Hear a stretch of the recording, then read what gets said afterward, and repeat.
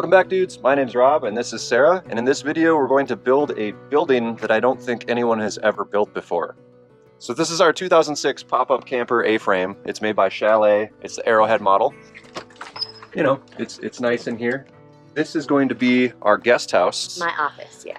What's cool about these hard shell pop-ups is they're good for winter. Supposedly. And I know they're rated for snow. They're supposed to be, you know, weatherproof and everything, but I don't think that they are quite rated for the amount of snow we get here. The snow would just pile up and it would be pushing on all these seams. I have a feeling that if we had left it here uncovered, it would have rotted it out and it would have been a moldy mess. We are creating a building that is an A-frame on top of an A-frame. It's like a hat, just like a little hat. All right, Sarah, you ready for 20 hours of driving? Ferda. Can you get up here without falling? All right, here we go.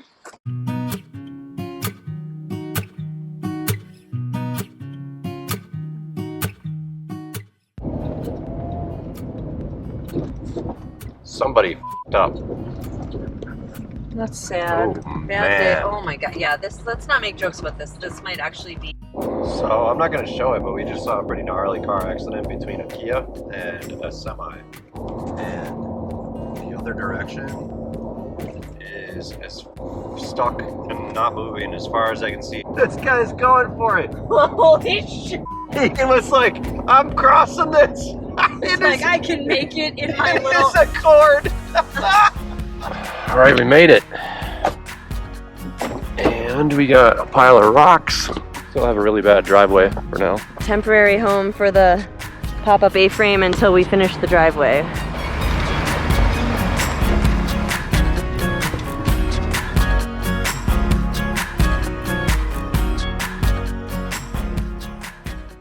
All right, to recap, originally we were going to be doing sonotube ground anchors. Then I was going to do a full block wall. Now I'm just doing partial concrete footings with a little bit of a block wall on each corner.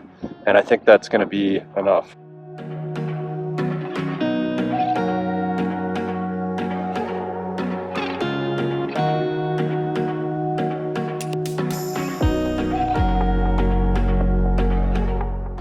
All right, boys, it's about 1 p.m. in the next day, and this is what we got for footings. No major cracks. I have been putting some water on them just to kind of keep them wet.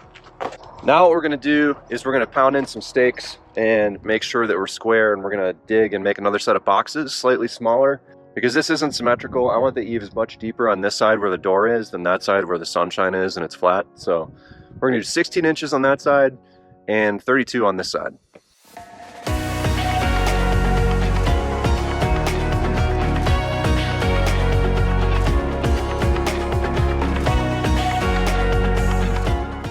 All right, boys, we got Form 1 and Form 2 done. They're both leveled and filled with rocks. So we're gonna go ahead and mix a batch.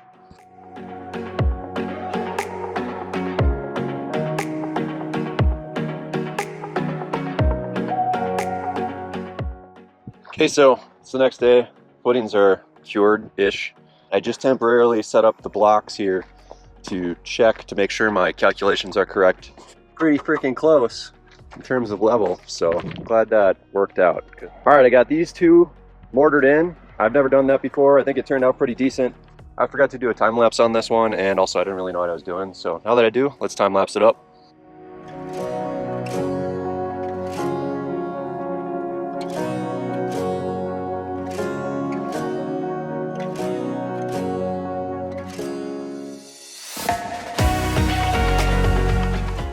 This is what we're going to be doing for anchors. We're basically going to be bolting this board to here, and we're going to fill up the cavities with concrete, and that'll be held in by these bolts here. So then we'll be able to just snug this down, and this shouldn't go anywhere. This should allow us to build off of it without any chance of uplift, theoretically.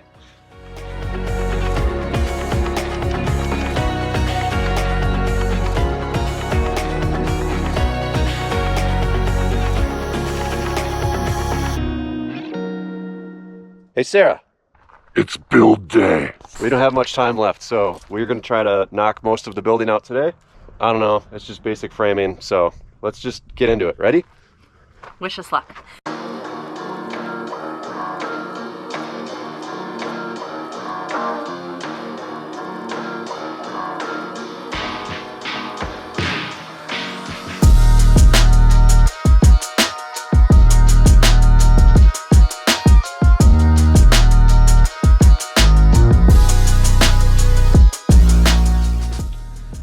per usual. We worked until we ran out of daylight and didn't get quite as much done as we wanted to. So today we're gonna make the joists, put them up, and then try to get the roofing up because we're leaving tomorrow, right?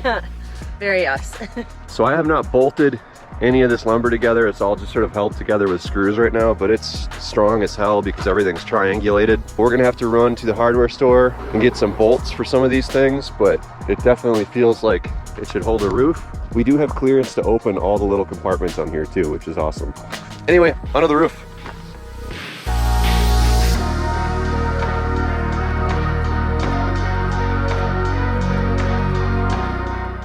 YMC.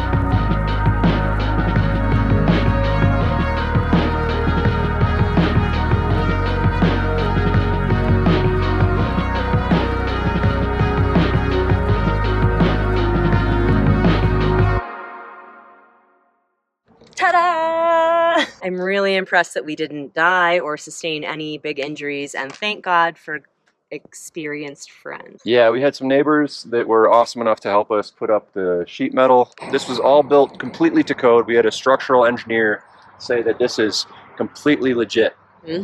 I don't think anyone's built anything like this before. I'm sure they have not, because we made it up. People have definitely built just a covered thing, but the cool thing is we can flip the camper down and yank it out. Made it to the promised land. There's white gold in them there mountains, Sarah.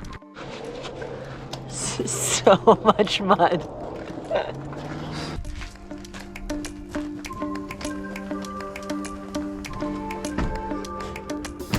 It has been a hot minute, probably almost a year. This thing did survive one season in winter. We liked it, we enjoyed it, but what we didn't finish was a deck.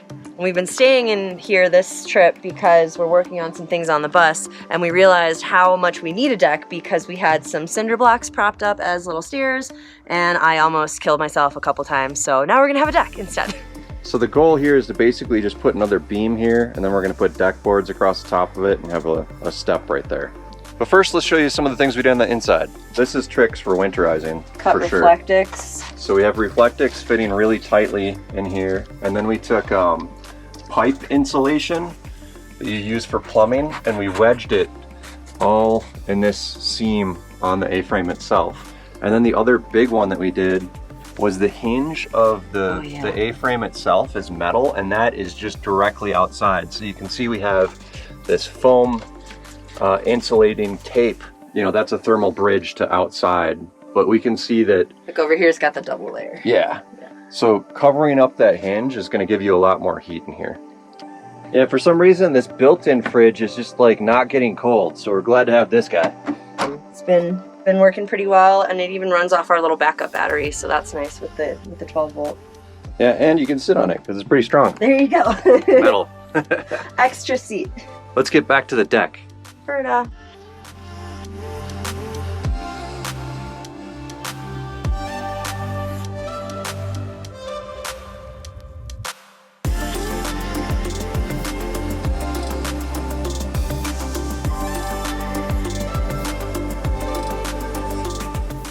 We measured what we want the gaps to be, and we have these scraps of wood from when we did the inside of the shed, so we're just using that as the spacing.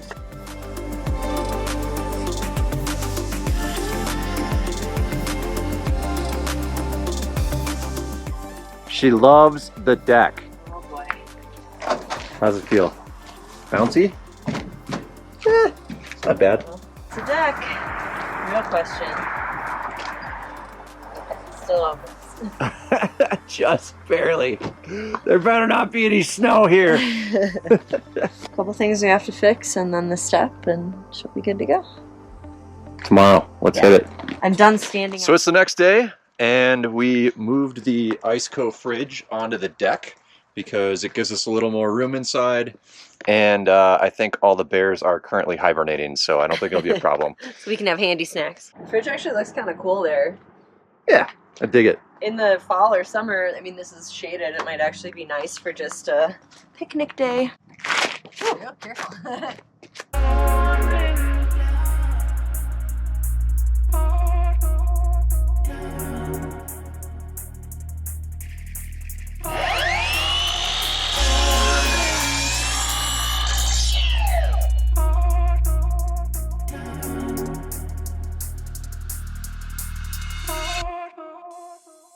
Well, there you go, boys. The A-frame is done. Again, this episode was sponsored by Iceco Fridges. Please check out their website down below, and I will also include a link to give you guys a discount code because money, money, money. Hope you enjoyed this episode. If you think I did anything correct or stupid, please leave a comment.